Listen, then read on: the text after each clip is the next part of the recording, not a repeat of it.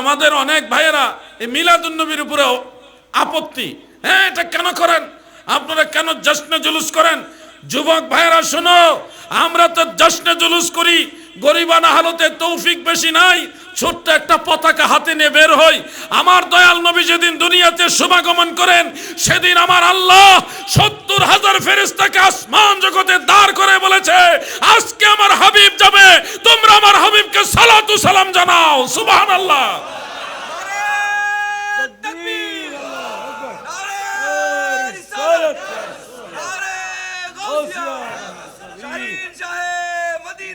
প্রিয় ভাই আমার, খুব মনোযোগ দিয়ে শুনবেন।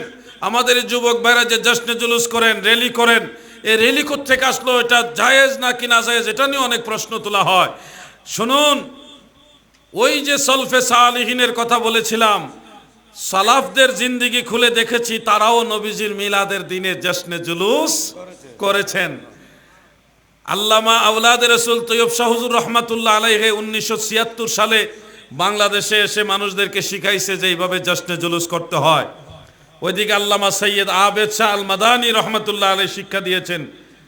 আরও অনেক আল্লাহর ওলিরা জশ্নে জুলুস, মুবারক র্যালি কিভাবে করতে হয়, সিলেটে শামসুল উলামা আল্লামা সাহেব কেবলা ফুলতলি রহমাতুল্লাহ আলাইহি শিক্ষা দিয়েছেন। বড় বড় আল্লাহর ওলিরা, বুজুর্গরাই জশ্নে জুলুস শিক্ষা দিয়েছেন। কিন্তু এটা এরকম নয় যে বাংলাদেশে আবিষ্কার হয়েছে অথবা পাকিস্তান থেকে বাংলাদেশে এসছে, এরকম নয়। এটা এরকমও নয় যে মিশর থেকে আসছে, ইন্ডিয়া থেকে আসছে, অথবা এরকমও নয় যে 100 বছর 200 বছর আগে আবিষ্কার হয়েছে। মিলাদুন নবীর জশ্নে জুলুস সম্পর্কে একটা কিতাব আমি পেয়ে খুবই আশ্চর্য হলাম। এই বছর এই কিতাবটা নজরে পড়েছে। কিতাবটার নাম হলো রেহলাত ইবনু জুবাইর।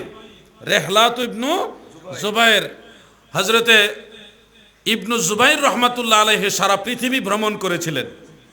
ভ্রমণ করতে করতে 583 হিজরিতে মক্কা মুকাররমায় তিনি প্রবেশ করেন। বলেন কত হিজরিতে? 583 হিজরিতে মক্কা শরীফ গিয়ে মাহে রবিউল আউয়াল শরীফে তিনি সেখানে অবস্থান করছিলেন। তিনি দেখলেন রবিউল আউয়াল শরীফের 12 তারিখে সোমবার যখন আসলো বা রবিউল আউয়ালের 12 তারিখ যখন আসছে, তখন মক্কার মুসলমানরা সবাই যার যার ঘর থেকে বের হয়ে, ওই যে জশ্নে জুলুস, সবাই যার যার ঘর থেকে বের হয়ে কাবা ঘরের দরজা খুলে দিয়েছে। যারা পারছে বিশেষ বিশেষ লোকেরা কাবা ঘরে নামাজ আদায় করছে। রসুল পাকের মৌলুদ শরীফ যেখানে হয়েছে, যে মিলাদুন নবী যে মৌলুদ শরীফের ঘর, ওই ঘরের এখানে আরবের মুসলমানরা সবাই জড়ো হয়ে সেখানে রসুল পাক সাল্লাল্লাহু আলাইহি সাল্লামের উপরে সালাতু সালাম পাঠ করলেন এবং ওই দিনটা তারা বিশেষভাবে উদযাপন করলেন। ইমাম ইবনু জুবাইর রহমাতুল্লাহ আলাইহি লিখতেছেন যে এটা ওই বছর শুরু করেছে এরকম নয়, আরবের মুসলমানরা, মক্কা নগরীর মুসলমানরা দায়ীভাবে প্রতি বছরে ফি কুল্লি সানাতিন, প্রত্যেক বছরে বছরে আল্লাহর হাবিবের মিলাদ জশ্নে জুলুসের মাধ্যমে উদযাপন করেছে। সুবহানাল্লাহ।